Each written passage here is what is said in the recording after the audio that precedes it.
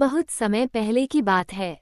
दो पहाड़ियों के बीच फैले एक हरे भरे जंगल में एक सुंदर मोर रहता था, जिसका नाम था रंगराजा। उसकी पूंछ में इतने रंग थे कि इंद्रधनुष भी शर्म से छुप जाए।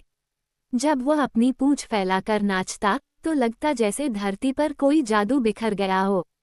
उसकी सुंदरता के चर्चे जंगल के कोने कोने में फैले हुए थे। जानवर उसे बहुत पसंद करते थे, लेकिन धीरे धीरे रंगराजा को अपनी सुंदरता पर घमंड हो गया। हर सुबह रंगराजा तालाब के किनारे जाकर अपने प्रतिबिंब को निहारता और कहता, वाह क्या रूप है मेरा, मुझसे सुंदर इस जंगल में कोई नहीं। धीरे धीरे उसका घमंड इतना बढ़ गया कि वो दूसरे जानवरों का मजाक उड़ाने लगा। वो कछुए की धीमी चाल पर हंसता, गिलहरी की पूंछ को झाड़ू कहता और साही को चलती फिरती सुई की दुकान कहता। जानवरों ने उससे दूरी बनानी शुरू कर दी, लेकिन रंगराजा को फर्क नहीं पड़ा।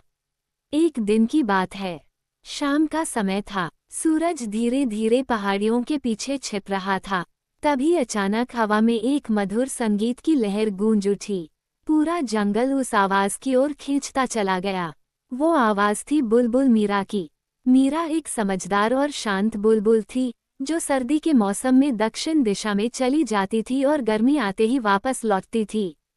उसकी आवाज में ऐसा जादू था कि पेड़ झूमने लगते, फूल खिल उठते और दिल को एक अजीब सी शांति मिलती। मीरा आम के पेड़ की एक डाल पर बैठकर गा रही थी। उसके गीत की मिठास से जंगल की सारी थकान मिट रही थी।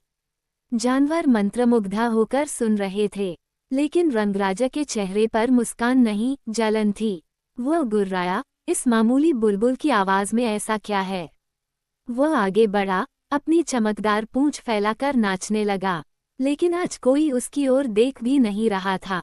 सबकी निगाहें और कान मीरा की ओर थे। रंगराजा ने गुस्से में कहा, मैं इस जंगल का सबसे सुंदर प्राणी हूँ।